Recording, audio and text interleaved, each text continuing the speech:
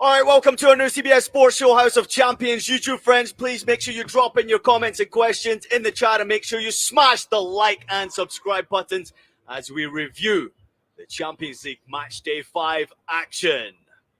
Enjoy alongside my good friend Nigel Reo-Coker, Jonathan Johnson, James Benge. We're reviewing Match Day 5, but before we get into it, just want to remind all of you out there is a promo code UEFA22 for a month free subscription of Paramount Plus. You can also scan the QR code in the top corner there to get 1 month free. Might as well do it now. We've got the rest of Match Day 5. We've got Match Day 6 coming up. So there's a lot of action to look forward to. So please make sure you grab your free 1 month now. Let's get into it. Let's have a look at the teams who have qualified already through to the knockout stages and the team who, sadly, have found their way out of the competition already. There's a good look at the graphic right now. Obviously, congratulations to Chelsea and Manchester City securing their place going through. Nigel Reo-Coker. You're welcome. Thoughts? You're welcome. It's what you expect. Come on. Chelsea, Manchester City, two of the big boys of the Premier League, heavy spenders, and it's what is expected for those clubs and the money that they've invested in the players that they have to make it at least out of the group stages of the Champions League. Well, Real Madrid are already through, obviously losing today, but as you can see, JJ, anything pretty special there or surprising outside of maybe Club Brugge? I'm delighted to see Brugge there. I know I wax lyrical about how good it is as an away day, but I think it's great to see representation for a league like Belgium as well to be in the knockout phase. But yeah, generally speaking, I think it's sort of the usual suspects at this moment in time. And I think as well, interesting to see a team like Dortmund there when they've been sort of out of form relatively domestically, especially when you consider the way that the Bundesliga has gone so far this season. James, anything surprising there? I mean, teams going through already. They changed the lineups a little bit, subbing players out at halftime. A couple of the big dogs already losing games on Match Day 5. Real Madrid and obviously Manchester City should have won their game. But any surprises for you? Well, I mean, it's not a surprise that they're there, but I think we have to take a step back and acknowledge that Benfica basically had the job done going into this week's games, and then they finished it off in style. I know we're going to come on to talk about that Benfica against Juventus game. We were all saying, I think we were saying Juventus are the big team to watch, the big team that might fall at the first hurdle. But I don't think many people thought that they'd be out of it by this stage and that they were basically out of it last week. Benfica have got something really special going on, considering they lost their star striker from last season. You wouldn't be able to notice the difference. And I think they're a team that could, I would put it this way, I wouldn't want to draw them. If I was a group winner, I'd be hoping to avoid Benfica. Well, our usual followers, you're probably wondering where on earth we are. No, we're not in Nigel's back garden. We are in Brooklyn, destination Brooklyn, with the Paramount Plus team just took place. Kate Abdo and the whole crew was here. Awesome show. They had some great goals and action to really get over. But now we've got the House of Champions team with us here as well in Brooklyn. Looking forward to the action.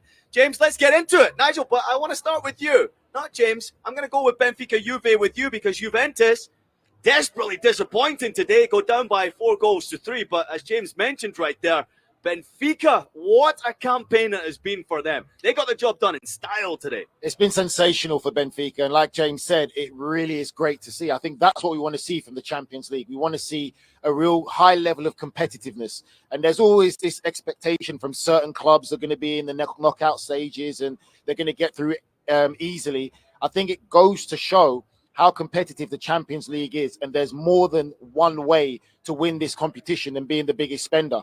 Benfica doing it the right way. They've got a great mix of talent. They've got a great squad, relying on the academy heavily, recruiting the right players through free transfers, good experience and youth, and they're a great team. And let's be real, no one saw Juventus not being able to get out of the group stages. Juventus is one of the big teams historically in this competition, and this is what we want to see. This is what we want to see about the Champions League, the competitiveness. Jonathan touched about Bruges earlier, and I'm sure that's something we'll talk about at a later stage.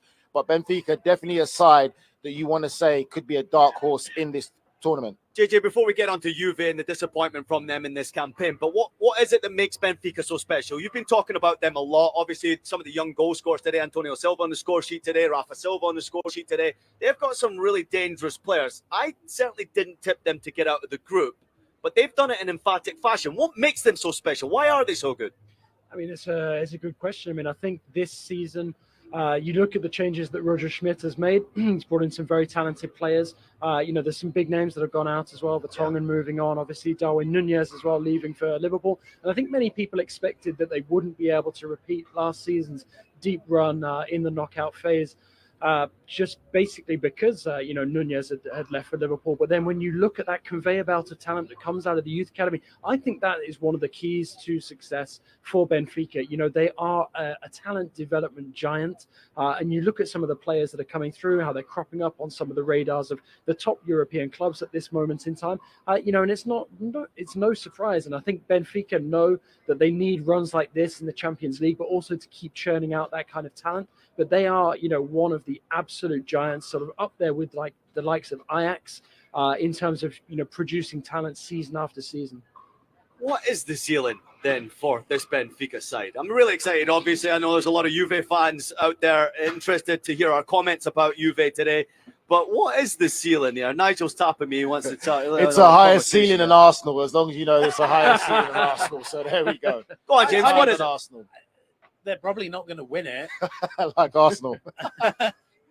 I see no reason why they couldn't, with the right draw and a bit of fearlessness. I don't see why they couldn't get to the semi-finals. That the press that they run is really intimidating, and I think unless you are a team of this caliber of a City, a Bayern or a Madrid, they will force some mistakes out of you. Yeah. And actually, I think one thing we've got to say is, without Nunez, they're still cutting edge in that team. Rafa Silva, phenomenal tonight. I mean, and a real quality finisher off the right flank.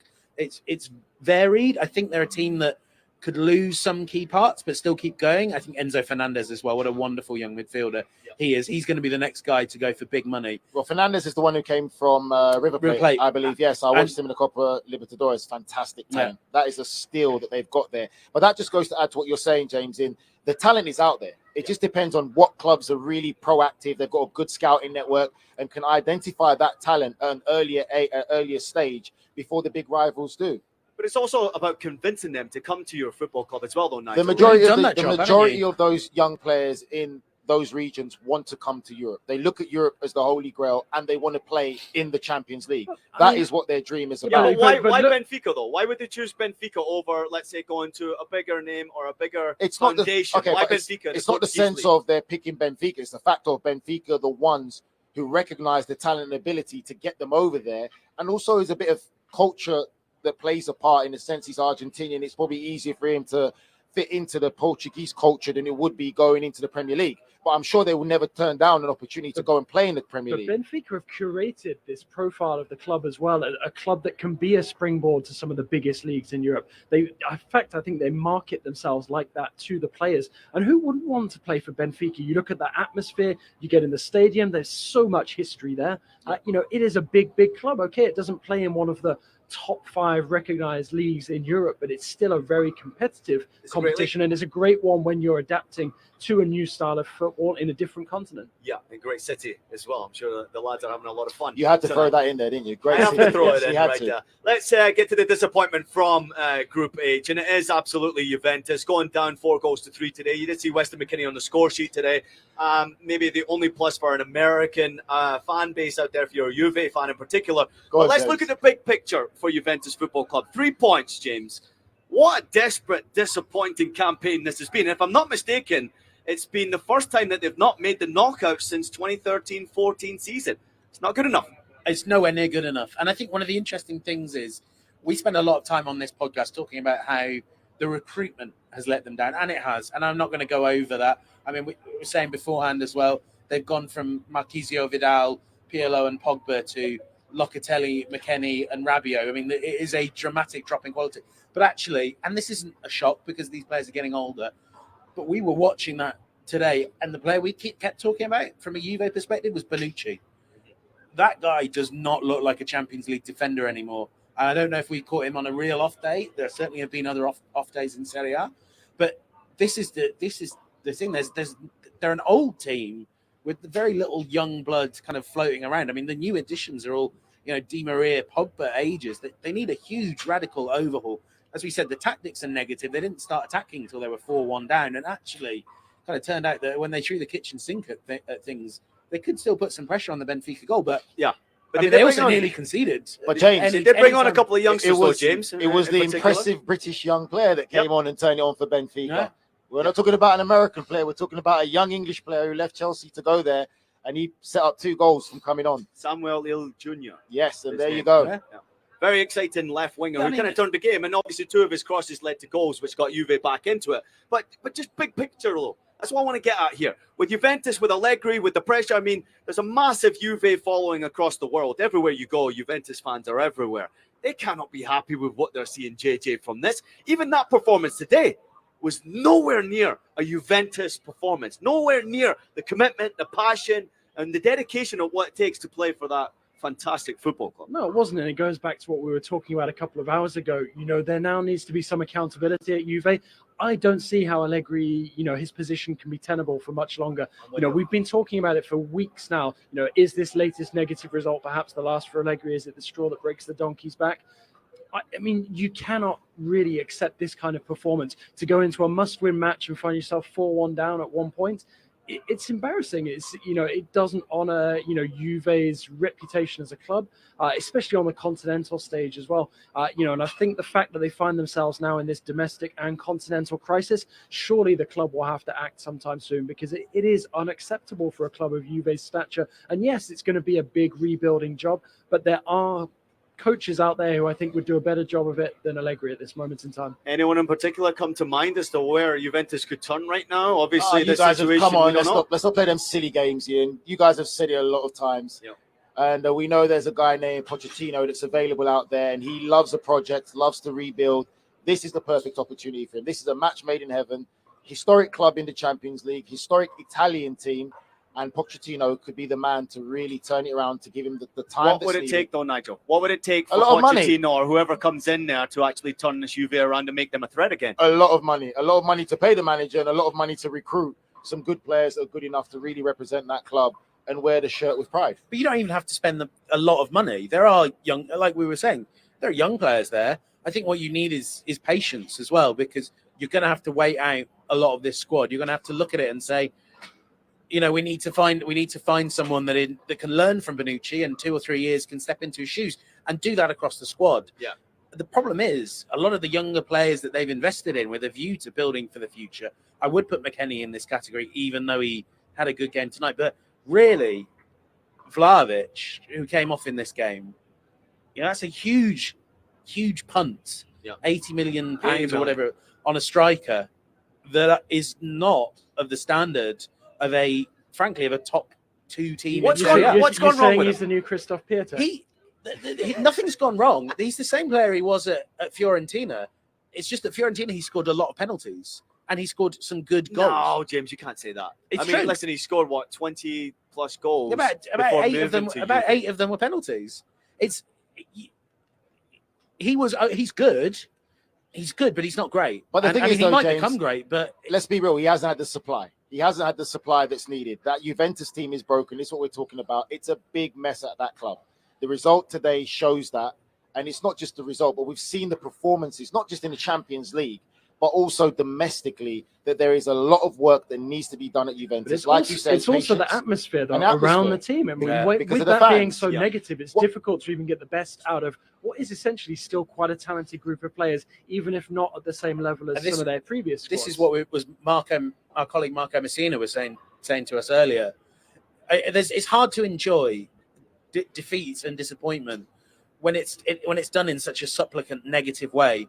I suspect that the Juventus fans probably for a little while thought, well, at least we went down fighting today. Yeah. Even though, obviously the way they did it, slipping down to 4-1 is completely unacceptable. But so many of Juventus's drop points and defeats have been a 1-0 win or 1-0 loss where they've not woken up until they've conceded. And that it's really hard to engage people on a rebuild if you're playing football no one wants to watch. I think you're also noticing that the stadium, the Allianz Stadium, now there's empty seats appearing, which is you've never really seen that at Exactly. Juventus Football Club, where the empty seats are there.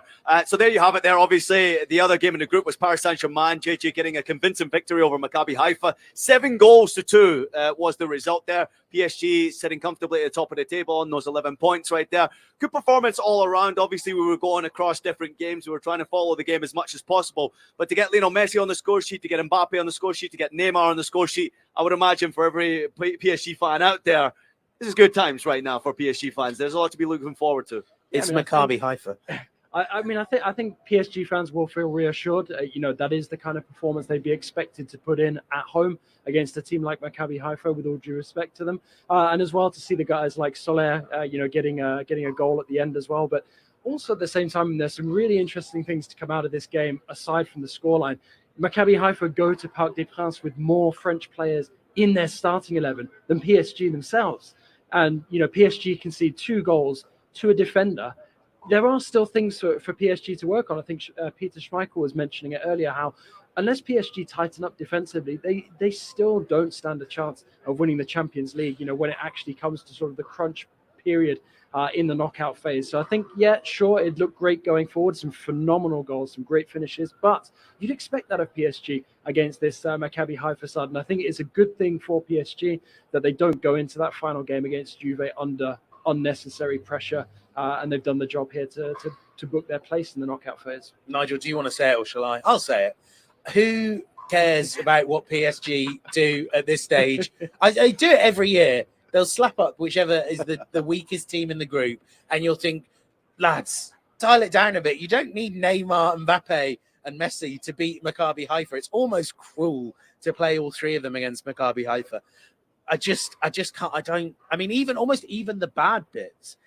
This team is so clearly, we see it in these Champions League games, is so clearly playing at 60% that I almost, the flip side of it, and Nigel and I will always say, I'm not really paying attention to anything that the attack does. But I think it also means I'm not really paying much attention to anything the defense does, because in a game like this, natural to just think, if we do anything, Messi will score another 2. Have we ever seen PSG at 100% though? I mean, Paris Saint-Germain obviously have these tremendous weapons going forward. We've seen them going all guns blazing with them offensively, but defensively, has there ever been that period of time for this PSG side that they have all been just all clicking on the same cylinder? I think if you look at their run to the Champions League final a couple of years ago, just at the beginning of our coverage, when they downed the likes of Atalanta, Red Bull, Leipzig, RB Leipzig, and then lose out to Bayern Munich very narrowly in the final, they were very close to being at 100%. They were fully focused there. I mean, if you even take it back to the game against Dortmund, where they lost the first leg and won the second leg, that was a really, really focused PSG, ready to deliver. And I don't think we've really seen them reach that same level since. Anything from you, Nigel, before we move on to Group E? I'm with James. I don't talk about PSG. Not interested to get in the knockout stages to face some real challenges. I have no interest in talking about PSG. You're watching House of Champions. We're at Destination Brooklyn right now. The Paramount Plus team is just wrapping things up behind us. What an awesome Champions League day it was. There were a few surprises out there. Let's turn our attention to Group E action as you enjoy alongside Nigel, Reo-Coker, Jonathan Johnson, and James Benge. Please make sure you keep your comments coming in if you're just joining the show. If you're a new follower of the show, please make sure you like and subscribe. There's a lot of great content coming your way, great live shows, great guests. And of course, we're all together for the first time in ever, which is pretty nice. You're a lot taller than I thought you were, JJ. You guys are all a lot better looking than I thought you'd be. Thanks very much. You talked to Nigel there? We all know how good looking Nigel is in his smoking jackets. Let's get on to Group E action. Yes, the earlier kickoff today saw Salzburg, who were undefeated going into this match day 5 against Chelsea. They got off to a great start. Mateo Kovacic with the opening goal 23 minutes into the game. But at the end of the day, it was a really good result from Chelsea. And it looked like it was a convincing victory for them as well, Nigel. I don't know if I would call it convincing, if I'm honest, and I just still feel, for me personally, there's still questions about this Chelsea team. I know Graham Potter's just got in there. He's going to have time. It's going to take time and patience for him to get it where he wants it to be. But for me, I'm just still not convinced. I don't know what the other guys think. It's a win that they needed, and they know they had to win this game today to get themselves into the next stages. But I wouldn't say that Chelsea are a team that I look to see go into the latter stages of this competition. I think they're pretty much getting close to their ceiling. Put their 2 best players in this team, though, and I think they become a lot better. He got an assist today. He did. It was actually, and it wasn't one of those it was an amazing goal by Havertz, but it also wasn't one of those. How do you call it an assist? He just passed the ball to Hazard, which is what he's supposed to do. Before that, there was a really good dribble. He draws passed three people. the ball to Hazard, who done the rest. It's not. I don't understand how that counts as an assist. I think when you're sort of saying and I agree with Nigel, they don't quite look there yet. I think if you added Kante to that midfield, which feels a bit like it's a bit too slow, and if you added Reece James on the right flank, let's be realistic about Conte. Yes, we're never gonna. I don't think he'll ever be back to that level. Not for France, not for Chelsea. No, I completely agree with that, and that's the existential issue for Chelsea. Is that the guy that is the cornerstone of this club, this team, is never going to play at that level again, and may well, for all we know, he's not going to be back till February at the moment. We don't know how many more games he's going to play for them. Reece James balances that team out magnificently. I know we were talking about him on the preview as well, and I can't. What is it about Reece James that you love so much? I mean, all of our viewers out there, Arsenal might be interested in him or something. What is going on? Arsenal might be he does interested in everything. He does his crossing. Best right back in the Premier League. Are we going to see you dye your hair green? I would love to. I'd love to. I loved his look, his green head look. Best right back in the Premier League, but also the best attacking right back and the best defensive right back. Let us know what you think in the comments as well. Do you agree with that? Do you think he is the best right back, Reece James, here? Trippier has a point to prove there. Trippier's up there. Now, England is very talented right back. You can't say a fit Kyle Walker can't do the same thing as Reece James does. Kyle Walker is there as well. Head and shoulders, same height, everything. I think the argument that the three best right backs in the world are English is I would say the three best are English. Maybe even four. Maybe put Trippier in there. I'll be careful about saying that around the world there. But anyway. Well, I can certainly admit to you right now, After Hours House of Champions has already begun with some of the comments that are coming out right now. So Kovacic is scoring his first competitive goal since January, opened the scoring for Chelsea. Kai Havertz rounded things off in the 64th minute. Third goal across all competitions, his first Champions League goal of this season. Fantastic player, Kai Havertz, but I guess really, is Graham Potter getting the best from these players? I mean, because Graham Potter, since he's taken over, has not lost a game, 9 games, 16 goals scored, 5 clean sheets, defensively much better, but offensively starting to get them ticking again, JJ. I wouldn't say he's necessarily getting the best out of them yet, but he's getting a reaction from them, and that's normal when a new manager comes in. Everybody, especially in a squad full of talent like Chelsea's is, they're always going to want to show their best, show what they can do. Havertz obviously took his opportunity today with a fantastic finish, but I still think that once Potter finds that combination or one of a couple of combinations that he thinks is most likely to be his strongest 11 moving forward, those players are going to have to show a bit of consistency. Obviously, they're not able to at the moment because he's chopping and changing so much. But when Potter starts to find a bit of consistency with his selections, that's when the pressure is going to be on for the likes of Havertz to deliver sort of game in, game out. And when he can do that, then I think we can then say that Potter is starting to get the best out of these players generally. Can we talk about Aubameyang? 2 big misses. Yeah. And I mean, the trade-off is, and the issue he was starting to have was he wasn't even getting in a position, especially in his late days at Arsenal, but even the last few weeks at Chelsea, he wasn't getting in the position to miss them, which is when you really worry, isn't it, as a striker? But the goals are... It just doesn't feel like he's quite at the level of a Champions League winning striker because the point is he's not giving you anything except goals. He doesn't press. He's not a great link-up guy. You'll see the odd flick, but a lot of them don't come off. Yeah. So if you're playing Aubameyang, he needs to be a player that whenever those chances come his way, he takes the vast majority of them. This game would have been a lot more comfortable for Chelsea if he was putting those balls in the net. It goes to say, James, it's what I've said before about Aubameyang. I don't see him as a clinical striker. I don't see him as that striker that's going to take your club. He has been known, Nigel. If you think of his time at Borussia Dortmund, also since understand that, he was banging in the goals, man. I don't see even at Arsenal. I think the thing to remember about Aubameyang as well is he didn't start out as a striker. He's not always been a striker. He's been a wide player who learned how to put the ball in the back of the net, did it very effectively for a period of time. But I've never been convinced that he is a true predator in front of goal. And that's the point I would like to jump on, and I agree to that. Because again, for me, I think that there's moments when you look at the chances he had today, that should have been in the back of the net. But then you can tell a lot by a football player, by the body language and the facial expression. There doesn't seem to be that hunger and desire and that anger there that I missed that chance. I should have got my goal to be happy. It's kind of like he missed the opportunity and he was like, oh, okay. And that's what I've seen in him the whole time. Even his time at Arsenal, after he signed that big contract, he was very laid back and lethargic. He didn't really care about not scoring goals, and he seemed to be okay with it. Maybe it might hurt him, but you can always tell the football player in their facial expression, everything about them, how they present themselves on the pitch. You can see that desire. You can't hide that as a player. Something. I know a lot of people who know from every side who've got to know Aubameyang well, and a lot of them would deny that something went. But you could see on the pitch something went after that Arsenal contract. And the thing is, I agree with everything you've all said. Retired internationally as well since. Yeah, he used to miss loads and score loads, and I think both have gone down in quantity, and that's that is the worry. If you look at it from an expected goals thing, he was always at or about his expected goals. The very best strikers tend to slightly outperform. He never did, but he was getting so many shots, it wasn't an issue. He's not getting a huge number at Chelsea, and when the good ones come, he's not taking 50% of them. He's taking 25% of them. It's a worry. Well, it is a big win for Chelsea. They move up to 10 points and obviously make themselves through into the qualification to the knockouts right now. Let's talk about AC Milan. They got a massive victory against Dinamo Zagreb in the other game in the group. It also sets up a mouth-watering matchday 6 tie. They play Salzburg at home on matchday 6. Both teams sitting within a point of each other. Milan on 7, Salzburg on the 6 points. Makes it very interesting now. It makes it a fantastic watch. What a game we should be in for. I mean, we all look actually quite silly because we did say how it would be a difficult game for AC Milan, difficult place to go and get the win. And AC Milan made it look very easy and very convincing today. But that was the performance that I expected from them. I backed AC Milan to get the win there today. And I'm sure a lot of you guys also did too.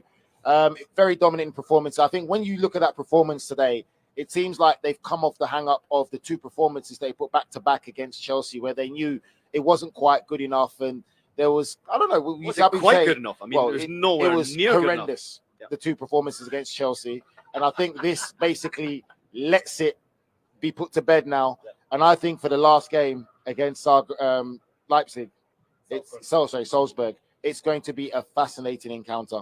And I would say, for me, I'll give the edge to AC Milan to get that job done. What do you guys think about Milan this season? I mean, if you think about it all along, just trying to get through to the knockout stages for Italian teams, it would be considered a success. Salzburg have made this group really interesting now, but Milan getting that massive victory today has put them right back in the hunt, and obviously they have the advantage now, James.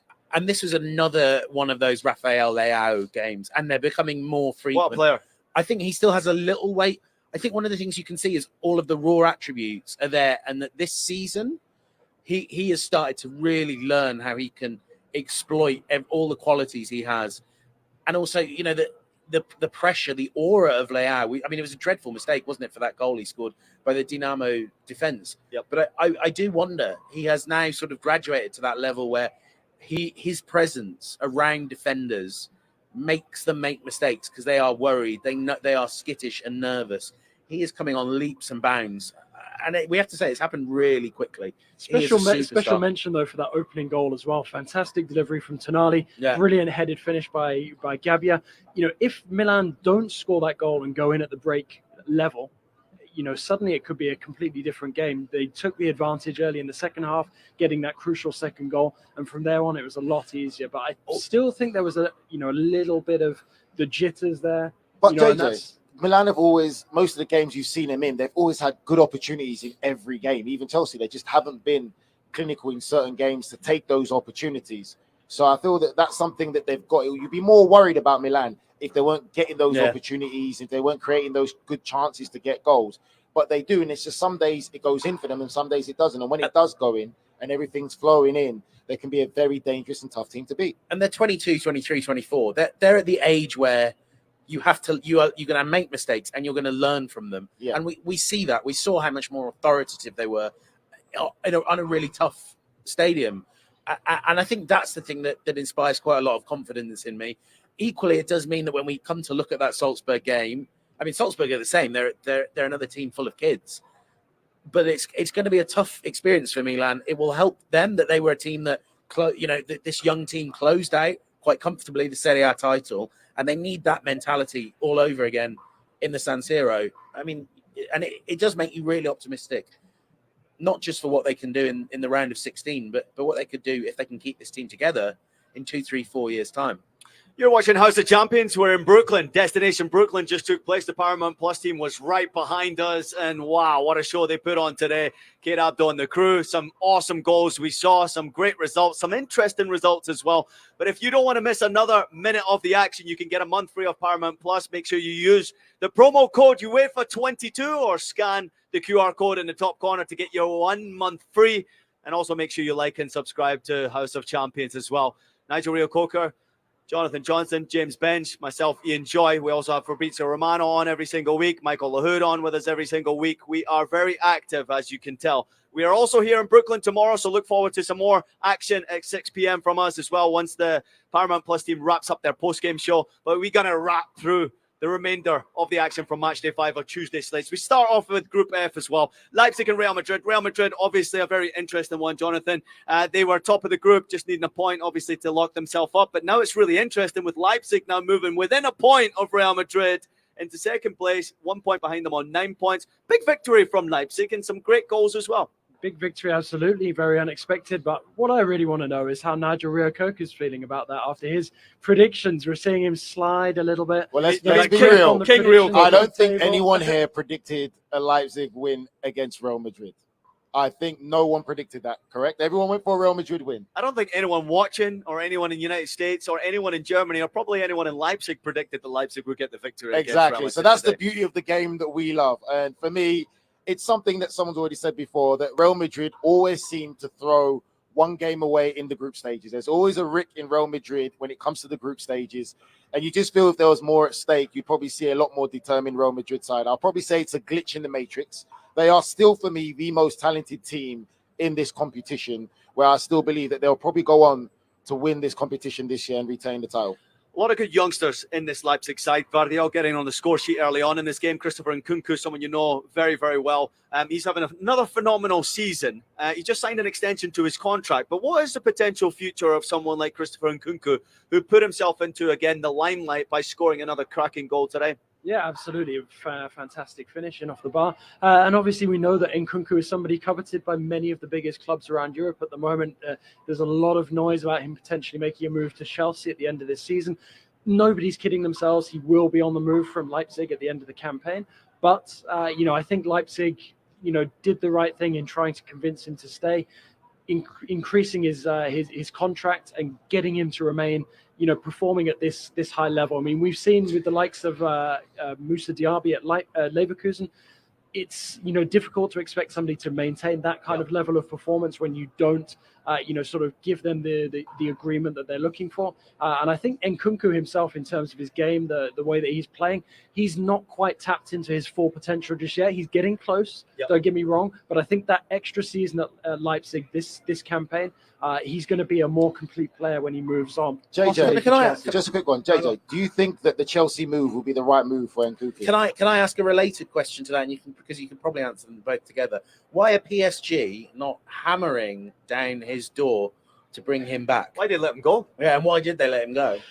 Why they let him go? I mean, you'd have to ask people at the club that, because you could see already that there was a lot of talent in Nkunku, but he was never played in one specific fixed position, so people weren't really sure sort of what his best role was. They could see that there was attacking talent there. Sometimes he was used as like a utility man in midfield, completely miscast. And as we know now, he's finally starting to create that, find his true calling, and that is attracting some of the biggest clubs in Europe. Is Chelsea the right move at this moment in time? I'm not so sure. I mean, if Potter is absolutely convinced and wants to coach him, then yes, I'd be more confident in the Chelsea move. But if it's just, to be part of another flurry of transfers like we saw this past summer at Chelsea, I don't think it's necessarily the best move for him. And if I was him, I'd wait and see who comes in for him. And that includes the likes of PSG, because if PSG are really willing to sort of open the door, try and bring him back, we don't know what's going to happen in the future with Lionel Messi's contract. We don't know if PSG will try and move Neymar on. We don't know if Mbappe will kick up a stink and try and move on once more. If you can have somebody like Nkunku back, you can genuinely build PSG's project around that, and then you don't get these embarrassing statistics thrown out like PSG playing Maccabi Haifa and still not having as many Frenchmen in their squad as that. What a fantastic take that is. Really interesting as well, obviously knowing his history, being at the club previously, now having success in the Bundesliga, the league that is giving a great opportunity to not only German youngsters, but also French and English. And you're seeing a lot of different youngsters from around Europe all trying to get an opportunity in the continent and the world. I mean, Bundesliga is a great place to go for development, and they're getting their opportunity to play, and including Josko Gvardiol, who scored the opening goal today. The 20-year-old Croatian scored his first ever Champions League goal to open the scoring before Nkunku made it 2-0. Vinicius Jr. pulled one back just ahead of halftime, and then Timo Werner. Yeah, James, I'm coming to you. Yes. Timo Werner got his goal today. Came off the bench, 8 goals, 4 assists this season. Shimikan with the assist, lovely assist as well. But Timo Werner, I think he's happy to be back in Leipzig. There's no pressure on him. He can go score goals and probably be very successful for Germany in the World Cup. Well,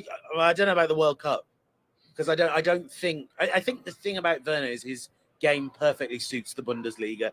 It needs high defensive lines. When he was playing for Chelsea, how often was he coming up against a defense that was sat on the 18-yard box and he didn't have that space to accelerate into? My other pet theory is that VAR took a lot out of him. Because suddenly his the moments where he looked, where he was 50-50, he used to get the benefit of the doubt. He doesn't get that anymore. But I mean, I love it. He wasn't good, but I really enjoyed watching Timo Werner. I really enjoyed watching Timo Werner at Chelsea, even though he wasn't good, because you enjoyed watching him fail. No, the guy worked his and Chelsea fans like. Yeah, he's a worker. He was Don't give me that he worked hard, because that's a basic requirement in modern day football now. I don't like when people say that. He worked so hard. There's a lot of players that you don't get that from. Especially at Chelsea. At Chelsea, hard work is definitely not guaranteed. And the fans adored him for that. And he never stopped trying. It was a bad fit. Leipzig is a great fit. And so I'm really happy for him. It's not easy to get Nigel Reo-Coker to work hard on the show either, but I'm not having that. I'm not having that. Oh, he works so hard. No, that's what you expect. He works so hard on his wardrobe. He does look good today. Nigel, the other game today in the group was Celtic against Shakhtar Donetsk. Mudryk on the score sheet again, 6 goals, 7 assists for him. Giacomakis opened the scoring for Celtic, but this one really hurt your predictions, by the way. If we can, let's throw the prediction list up once again. We know Nigel's doing well here, but this one hurt you today. This one did hurt me today. I don't think anyone went for the draw. I know there's a few on this. Oh, okay. Maybe one person went for the draw. But for me, I couldn't believe that. Really and truly. Here we go. Here's the predictions, Nigel. That's fine. I'm still sitting top of the table. You're bottom. You're looking up. How's your neck feeling looking up? Listen, I've been at the bottom the whole season. Tell the viewers how your neck is feeling looking up constantly. You know what happens when you go with your heart instead of your head? You go with the Scottish teams who have not yet scored a goal or won a game in the Champions League. Congratulations to Celtic for getting their first point. Well done, boys. Tap yourself on the back. Ian's the castaway. He's Tom Hanks. Yeah, shouting at Wilson. Can we get a shout out from Poppy Miller as well, the day's winner? She did very well today. 6-2, participation trophy. 6-2 for Poppy Miller today. All right, excellent results going into Group F. Let's turn our attention real quickly. We've got about 5 minutes left. You're watching House of Champions. We are here on Destination Brooklyn. Brooklyn Bridge Park is beautiful here. The games have been awesome today. One game that was not awesome today was Borussia Dortmund against Manchester City. Mahrez missed a penalty in the 58th minute. Mahrez has missed more penalties, Nigel, than he has scored goals in the Champions League this season. Not a good result for your prediction either. It's not a great result. I don't think that anyone really predicted a draw this time. But for me, that's a disappointing result for Manchester City. Really and truly, with the quality of players they have, the talent available, they should have put that game to bed, especially Mahrez getting the penalty. We talk about the few chances you get at this level of competition, the Champions League. You need to take those chances. That penalty there should have been put in the back of the net, and Manchester City should have won that game comfortably. I know, obviously, the other talking point of today, there's 2 talking points. One, again, Jude Bellingham playing a fantastic game, shining his light, showing us and to the world why so many of the top clubs in Europe are after this young man's talent. He could walk into many of these top clubs that we talk about. I'm talking Real Madrid, Barcelona. That's how talented this young man is. He can just walk into these teams. And then I think the talking point of JJ is Haaland being taken off. Would you like to add to that? No, I mean, obviously, really, really unexpected. A lot of people trying to work out if it's injury related or form related, trying to rest him. Pep Guardiola said after the game in an interview that he had a little fever going into the game, which is why he was taken off. Was it his fever or fever? I tell you what, fever it was not. It was absolutely not goal scoring fever. 92 minutes without a goal. City in crisis. Haaland in crisis. Overrated, is that what we're saying? ex-player. Look, I've always said at some stage, he is scoring about twice as many goals as his expected goals. At some stage, he's going to. Is he not any good like Timo Werner's not good? At some stage, he's got to regret. Every player has to regress to the mean. One day, Haaland is going to regress to the mean, and he's going to go 7 games without a goal. No, it's never going to happen. Everyone will tell you he's overrated. And I'll be saying he's actually really good. Not in the Premier League, maybe in the Champions League, but in the Premier League it's too easy for him. Let's turn our attention to the other game. Sevilla 3, Copenhagen 0. Yusuf Al-Nesri, Isco and Montiel on the score sheet today. It was the earlier kickoff today, but a real good victory. And you can see Sampaoli with his passionate celebration, JJ. Angry Santa. Watching that game. It was a great game to watch. I knew you were going to mention that. I knew how much you loved it. I bet Isco as well. Phenomenal finish. Really, really great to see him back sort of, something close towards his best. And I think as well, that was the answer that we were looking for in the pre-game show. Do Sevilla want to be in the Europa League, or do they want to concentrate on domestic action? There was your answer. They want to be in the Europa League. They want to be back where they're most comfortable. Their own trophy. Perhaps. Maybe their name is on the trophy once again, but I think that we will see a more competitive Sevilla after the World Cup break, and one that's really pumped up to play under Sampaoli. Because, like you said, it's almost infectious when you watch him and you see that energy on the sideline. Yeah, it's hard not to love it. I absolutely love it. And that was Isco's first Sevilla goal, first competitive goal since January as well. I guess it's just about trying to keep him, fit and keep him healthy, keep him enjoying his football more than anything else. So obviously Manchester City already qualified. Borussia Dortmund with the 8 points, Sevilla on 5 points, Copenhagen on 5 points right now. We are about to wrap things up here on House of Champions, but before we do, we got another day tomorrow, Nigel, to look forward to. And I've got a little bit of an inkling that you've gone for a surprise result between Ajax and Liverpool. What, are you going to say that out right now? I thought we were going to leave that for tomorrow. Right now. Oh, okay. Well, I'm actually going for the upset. I'm going for an Ajax win tomorrow. Madness. Was it mad that Liverpool lost to Nottingham Forest in the Premier League? No, it's called football. It's a great game. I am going for the upset. I'm going for an Ajax win against Liverpool tomorrow. Liverpool still, as Ian loves to say about Bayern Munich, there's something not quite right about Bayern Munich. There's something not quite right there. I'm going for the same thing with Liverpool. I really don't think that this Liverpool side is back to its best or back to just a bit of stability. I think there's going to be great inconsistency there. They didn't look convincing to me. There's so much going on. The injuries are starting to weigh up as well now. I just feel that Ajax really have to have a performance of redemption for what we've seen so far, and I can see them getting a scalp against Liverpool. Anything, JJ, that catches your attention for tomorrow? Yeah, looking forward to another slate of great games, and hopefully going to get some people coming down, joining us early, and getting involved in it. Fantastic experience so far today, and looking forward to more of the same with you guys on Wednesday. If we're doing mad predictions, I'll follow. Mad predictions. Yeah, I'll follow. Right. And mine is mad. You're an Arsenal fan. That's mad enough. That's all we need to know. There is a reason. There is a reason why I have blown my convincing lead at the top of the table, much like Mikel Arteta's team will no doubt do after the World Cup. And it's because of crazy things like my prediction. I just think with the Bayern Barcelona intergroup, it has been reliably mad, completely unpredictable. It has changed on a dime, and I just think there's one last bit of nonsense in this group. So I've gone. Oh, you can't just say that. Go on. Get it out. We're waiting. I've gone for Victoria Pilsen to hold Inter Milan to a draw. All right, now you're crazy. Opening the door for Barcelona, who will then slam it shut on their own faces by losing to Bayern Munich. Listen, whatever you've been drinking today, stay off it, all right? Because no, it's not happening. That's just a little inkling of what you've got to look forward to tomorrow on House of Champions. Obviously, the post-game show you can catch same time, same place. But it's been an awesome day here in Brooklyn. Destination Brooklyn took place earlier on. The Paramount Plus team here were fantastic. Hit up on the crew, really rocking it. We had a lot of great supporters out in attendance, and the games didn't disappoint. There was a lot of goals, a lot of great action, a lot to look forward to tomorrow as well. But make sure you take a minute to subscribe. I want to thank everybody for listening to House of Champions. Please make sure you take a minute to leave us a rating and a review on your favorite podcast platform. We're available on Apple Podcasts, Spotify, Stitcher, and anywhere else you listen to your podcast. And we're also available, unfortunately, for Nigel Reo-Coker on video. So make sure you subscribe to us on YouTube as well. Thanks to everybody out there for watching today. We're in Brooklyn. We'll be back again tomorrow. Make sure you all tune in. But in the meantime, enjoy all tomorrow's action. From me and the boys, have a great night. See everybody tomorrow.